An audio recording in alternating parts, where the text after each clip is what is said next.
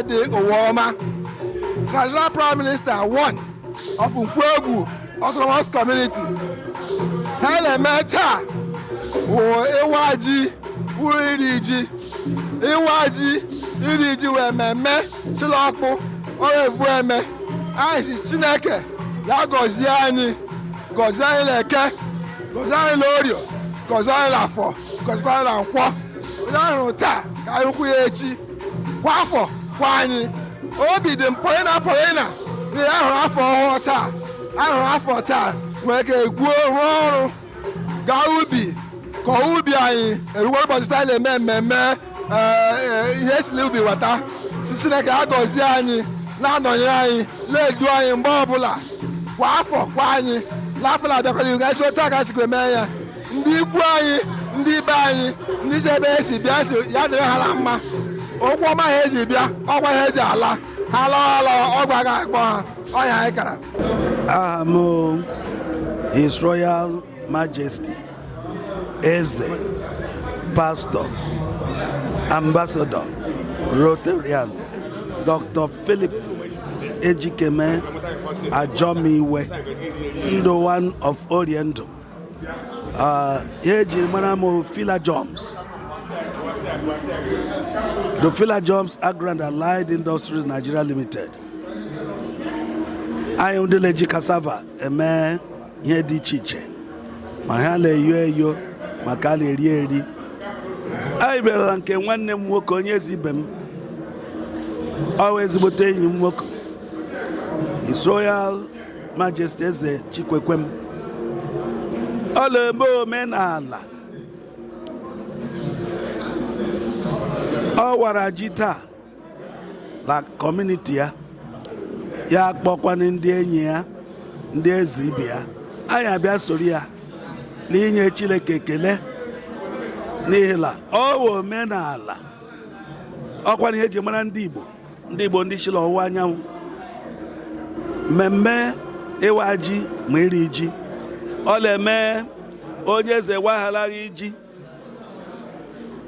ndị kọmuniti ya ga-rie ji otu ọ wara ji taa ndị kọmuniti ọ na-elekọta agarie ji ọhịa mere anyị ji jupụtara ebe a obi furu m ịkpọ mgbe m batara ahụrụ m ndị eze dị iche iche ịma ọhụụ ụlọ ibeku nwanne ahụrụ m ndị eze ibeku agwa m ndị eze ọhụụ anyị ndị jirula palasi ya hile nne ga-ebiala ebe eji ebe ahụ egwu ọkụkọ bịa lere mmadụ ka nkụ o gosiri na eze ala ememe ọla chimachima ọwa eze kwesịrị ntụkwasị obi ọwa eze ala enwe ọwụkwa na enyi ala enwekwa enwe a na-asị Chineke gọzie ya otu o mere ka ụwa mara la kọmuniti a awaala ji anyị enwe aka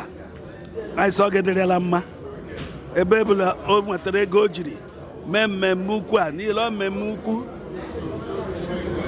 ọ ga na-asọrọ ya mana osimiri niile osimiri ya na-ata ọ ga-akpata akụri a ka ọ ga-anwụchi anwụ mesịkwana unu ndị nyonyo ndị bịakwara nri ọ ga-etokwara nụ na mma niile acha ekele eze nwoke kelekwa eze nwaanyị n'ujide nke n'uji mesị ndị niile bịara ebe taa eji m aha Chineke nke pụrụ m ihe niile na-asị ya dịrị ha na mma onye si eze ga-ebi onye ahụ ga-ebikwa onye zikwa eze ga-ebi ole nwere otu o si ebi mesị ya dịrị anyị niile mma n'aha Jizọs amen. Amụ eze eme ka ọ bụ m dị ọkpụ ngwu one of ọkpụ shim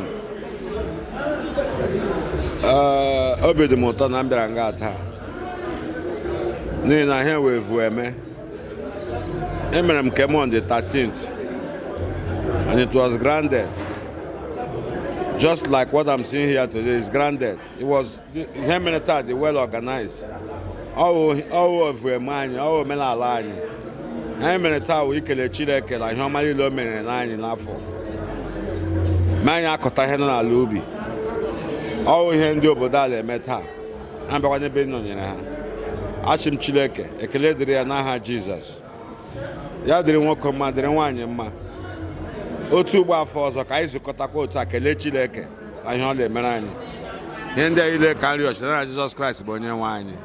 Amen. Biko ọhaneze ndewonu. Mụ is the Royal Eminence Eze Nnamdi Ofegbu, Diawa of Umudiawa Kingdom in ọhụụ Abia State. Obi dị anyị ụtọ n'ihi na abịakwutere onye eze ibe anyị bịa nọnyere ya maka ịwa ji nke ọ wara na kingdom ya. Obi dịkwa n'anyị mma. Nye m ọwa anyị niile bịara anyị ka obi dị mma. Ama ndị ọzọ kpọta onye ọbụla bịara nga ọnụ ọchị na-awa ya n'ihi na ọ bụ omenala ndị Igbo. Omenala ndị Igbo, omenala ndị ọhụụ site na gboo. Onye eze ibe anyị wụ mmadụ ọ bụ onye eze ala enwe based on ihe ọbụla na-anụ na kọmuniti. Ọ na-achịta ndị ebe ha mma, ọ na-emekwere ha mma n'ihi na aka dị ya arụ. Anyị sị nye ọ na-eme ya ma ekwela agala ihu n'ihi na ọwụ nwoke ala enwe ọwụ onye eze ala enwe.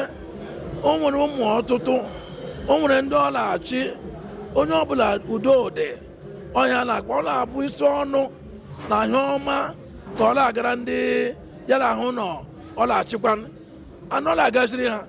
Ana m eji otu aka na-asị ndị eze niile ebe ọbụla unu na-abụ isi ọnụ ta ụmụ unu ọnụ bụ a na-agụ isi ha, ọ ga na-agara ha anya ọma. Onye bozukwula agha to onye ndị ọ na-achị, onye bozukwula nsogbu to ndị ọ na-achị. Ka anyị na-agọrọ ha ọfọ ndụ, ka anyị na-agọrọ ha ka ihe ọma niile dịrị na ha, gaziere ha. Anyị sịkwa na obi dị eze Ofegbu mma. Ana m asị ndị Igbo niile ebe ọbụla unu nọ, ọ ga na-agaziri unu, ihe ọma ga-awụ ka unu ga-anwụchu ọnwụ. Ana m asị ebe ọbụla unu itiri aka, ọ ga na-agazi unu. Ndị ọjọọ agaghị ịmụ unu, ndị iro agaghị ịmụ unu. Onye anyị nwa ndị eze na-eme ka ọ na-agazi nwoke na-agazi nwaanyị, ka ala Igbo dịrịla mma. Onye ga-eweta nsogbu n'ala Igbo ga-eweta ọnwụ ike. Anyị onye ahụ agaghị, ihe ọbụla o kwuru ọ gaghara ire, ihe ọbụla ọ kụrụ ọ ga-enweta ya. Onye anyị na-akọ, onye anyị na-agọ ma ihe nkwọ, eyi afọ, eyi eke, eyi orio, ọ gara agaji ndị Igbo ọtụtụ ehihie abalị. Ndị Igbo gara enwe ọṅụ ma mmanị ndewo. Biko ndị Noble Stock unu emeela. Aha m wụ High Chief Eze Nwoke, the TPMT of Nkwoegwu Autonomous Community. Ụbọchị dị taa bụ ụbọchị ọṅụ nye ndị Nkwoegwu Autonomous Community. Ebe ọbụla ha nọ, ha na-aṅụ ọṅụ, ma ndị lara azụ ma ndị mere ka ọ dị otu a. Ebe a nọrọ ụbọchị taa n'ihi na anyị na-eri ji. Afugiri riri ji, erichaa ji n'ahịa Afugiri. Ndị eze anyị agọzie ya, anyị alọtazie na obu onye eze anyị. Nkwekọta ozugbo anyị kwekọtara si na emechaa anyị ga-abịa obu onye eze anyị bịa nọ nwa aṅụrị. Ọkwara ihe anyị nọ na-eme ụbọchị dị taa, ma ekpesịrị ma eji ma onye ọbụla nọ ebe a taa na-enwe aṅụrị. Ụbọchị taa ụbọchị ọṅụ nye ndị Afugiri, nye ndị Nkwoegwu Autonomous Community, n'ihi na taa ka ha gọziri ji ihe owuwe ubi nke enwetara. Taa ka a nọkwa gọzie maka ịgaghachikwala ọrụ ubi nke na-aga ịdị mgbe adịghị anya. Anyị arịọla Chukwu kere ụwa ekuku ọbasi si ya o mere anyị ebere otu o si mekwere anyị n'afọ ndị a niile anyị ga n'ubi. Ọdụ onye dachiri ụzọ, ọdụ onye nwụrụ, ka o mekwere anyị ka anyị gakwa n'ubi ọzọ, lọtakwa n'ahụ udo, kpotakwa ihe owuwe ubi. Anyị lọtakwa anyị ekwebe anyị ekwu ya ekele dịka tradishọnali ọnya enyekwela chọọchị, etela agala chọọchị a ga-anye ihe owuwe ubi ke ka anyị nyere owuwe ubi nke anyị tradishọnali. Were kelee Chineke. Ọ dịghị arụsị emere, ọ dịghị ọbara fafuru, ọ dịghị aja achụrụ, kama emere ala ụzọ dị ọgọ, ụzọ omenala. Anyị kpere ekpere gọzie, rịọkwa ya ka o mere anyị karịa otu a. Unu emeela ndị Noble Stock, ndị ọhụụ today, na mgbalị unu ịhụ na mmemme a gbasara n'ụwa niile ya ga viral. Onye ọbụla na-eli ya, ndị na-anọghị n'ụlọ lahụ ya, ya dịrị unu la mma. Akụ na uji unu jisie ya ike, unu na-arụ ọrụ. Chukwu na ya gọzie unu, nye unu mmaju kwuru mmaju n'aha Jesus Christ onye kere anyị. Amen. Thank you very much. My name is Engineer Chikwekwem. I'm the Honorable Commissioner for Power and Public Utilities in Abia State. I'm humbled to be here and also happy to be here. Today is the Iriji of my in-laws. Happy my wife comes from this community, so I came to also enjoy myself with the event, which is a clear show of our culture. In Igbo land, Iriji is something that is very remarkable, and as an Igbo man, I think it was nice to be here to witness the tradition. So I want to thank the people of this community for arranging and organizing a great event. It was very remarkable. Thank you. Okay, sir. What do you have to say being in the Palace of Ezoha today? So what are your experience to be here? Yeah. Eze has taken good care of us, and not just me. The visitors today, we've drank, we've eaten, and it's always good to, come and take blessings from our traditional ruler, who also doubles as an in-law to me. So I had a nice time. No problem. You're welcome, sir. Okay, first I have to...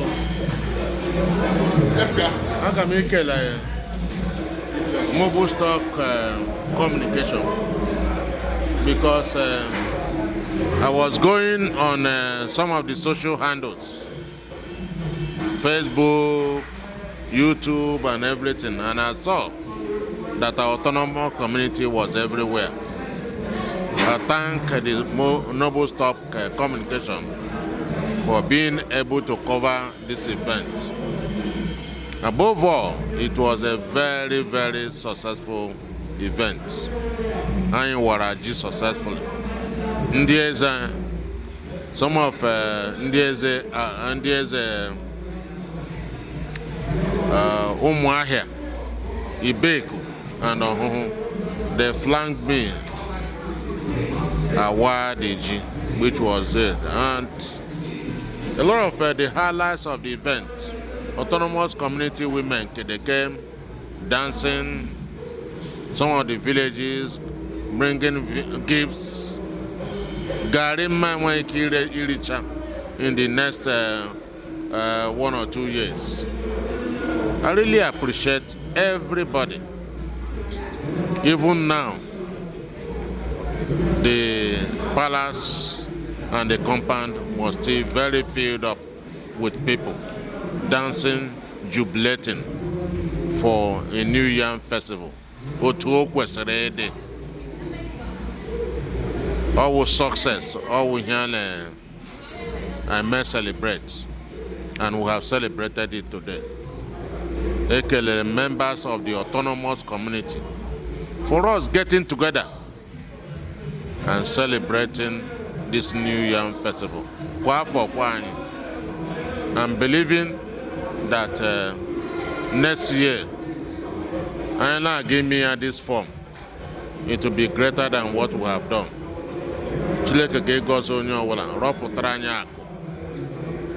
Bounty harvest.